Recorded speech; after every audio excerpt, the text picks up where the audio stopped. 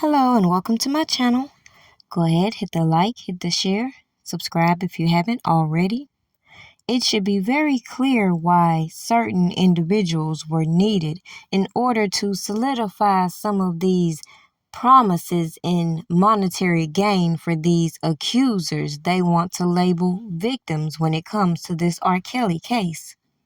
Now, it doesn't take a genius to go back and review how Donnell Russell got on these platforms acting like he was doing so much on behalf of Robert Kelly as an advisor, how he was moving around certain intellectual property trying to make certain deals, etc., etc. So it shouldn't take a genius to also recognize he would be including himself in this whole bag hunt from these accusers.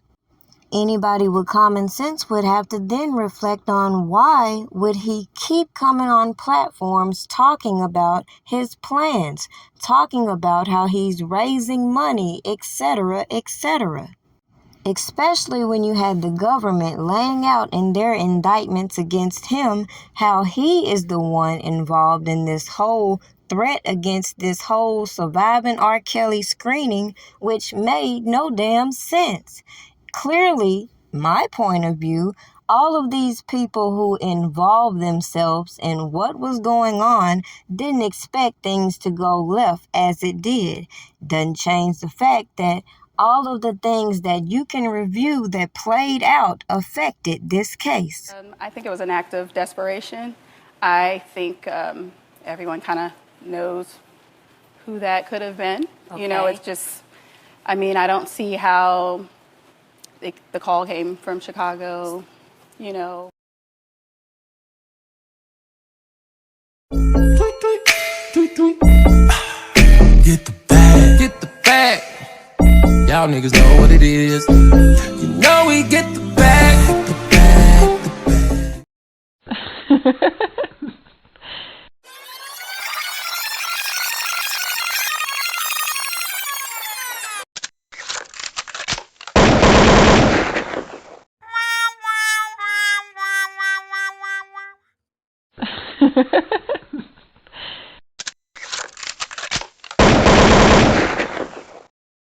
Now, clearly, a lot of people on these YouTube platforms came out here to defend certain actions by certain individuals.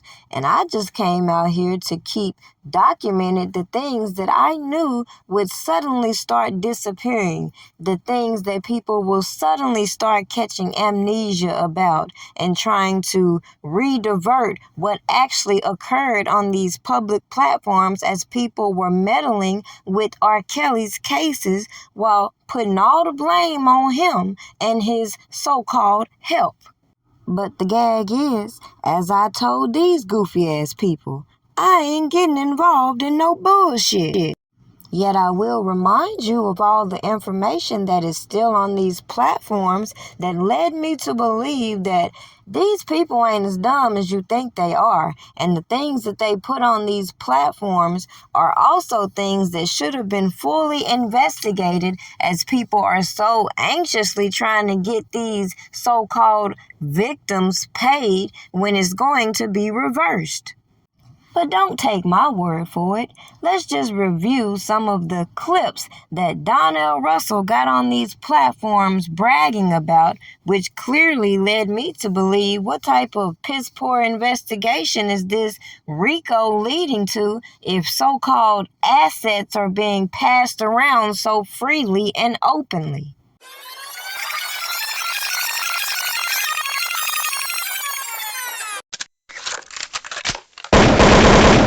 Greenberg should have stepped out at that point and said, "Rob, I can't fuck with this. I'll help you on the state level, the local case, but all that big shit, I ain't equipped for that."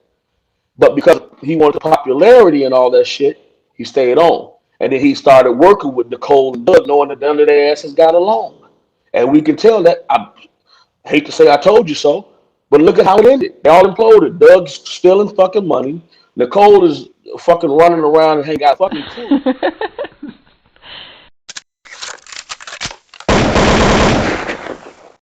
So, and he hadn't been proven guilty, so they couldn't forfeit the assets. But what they could have done was put him in another holding facility.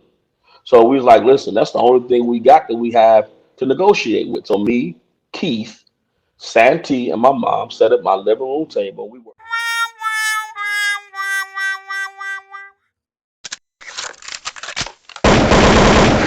mechanic was only involved because of his license. They needed somebody with a license to practice in New York, so they used Canic. He was not supposed to argue the case. So without him having any proper planning, he did a fucking good job because he called all them heifers and lies.